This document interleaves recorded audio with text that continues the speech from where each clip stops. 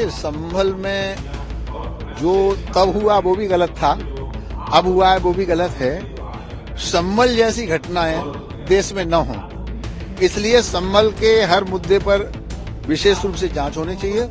जिन्हें पहले न्याय नहीं मिल पाया उन्हें न्याय मिलना चाहिए।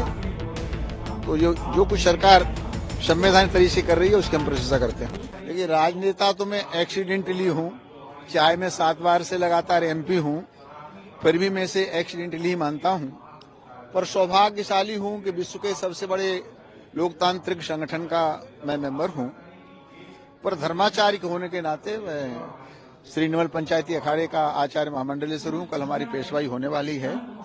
ये जो विश्व का सबसे बड़ा मेला कुंभ महापर्व है, अपने आप में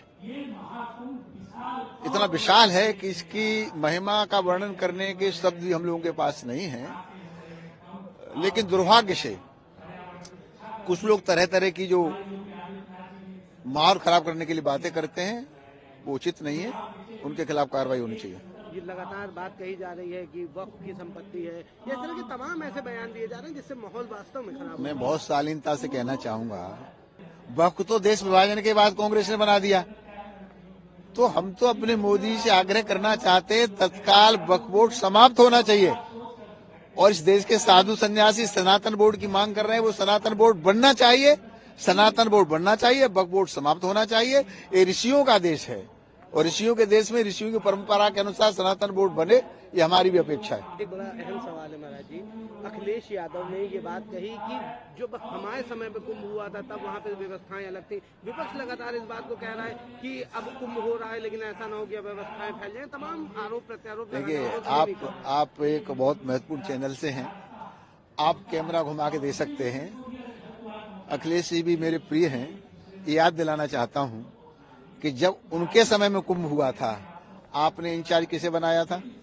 जो संतों की परंपरा को नहीं जानता था, जो सनातन की परंपरा को नहीं जानता था, जो गंगा की परंपरा आस्था, जिसका आस्था से कोई लेना देना नहीं था। परिणाम क्या हुआ था? 70 के करीब लोग घायल हुए थे, 45 से ज्यादा लोग मर गए थे। इतना बड़ा एक्सीडेंट हुआ था। ये व्यवस्था थी तुम्हारी। व्यवस्था आज है, परिंदा पर नहीं मार सकता। अखिलेश जी, अन्नू पन्नू जैसे कितनी धमकी देते रहे, कुछ नहीं होने वाला। कोई हिमाकत नहीं कर सकता यहाँ बदतमीजी करने की। और आपके, मैं तो 9 वर्ष से सन्यासी हूँ, उस समय भी मैंने यहाँ पर कैंप लगाया था, लेकिन तब कोई व्यवस्था नहीं थी अखिलेश जी आपके जमाने में। और आज जैसी व्यवस्था योगी जी ने की है, भूतो न भविष्यति, इतनी बढ़िया व्यवस्था है। और कल और आज माननीय योगी जी एक एक कैंप में, अखाड़े में जाके पूछ रहे हैं कोई परेशानी तो नहीं, कोई कमी तो नहीं रह गई।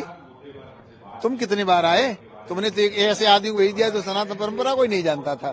तो अखिलेश का तो केवल विरोधियों का विरोध करना परम धर्म बन गया है। अब सूर्य निकले उल्लू को न दिखाई दे तो हम क्या करें। एक आखिरी सवाल रहेगा महाराज जी, कुंभ के साथ साथ संभल का जो मामला चल रहा है उसमें भी बताया जा रहा है जो पहले संभल में काफी समय पहले दंगे हुए थे, उनकी अब फाइलें खोली जाएंगी और अपराधियों को कड़ी सजा दी जाएगी। देखिए, संभल में जो तब हुआ वो भी गलत था, अब हुआ है वो भी गलत है। संभल जैसी घटनाएं देश में न हो, इसलिए संभल के हर मुद्दे पर विशेष रूप से जांच होनी चाहिए। जिन्हें पहले न्याय नहीं मिल पाया उन्हें न्याय मिलना चाहिए। तो जो कुछ सरकार संवैधानिक तरीके से कर रही है उसकी हम प्रशंसा करते हैं।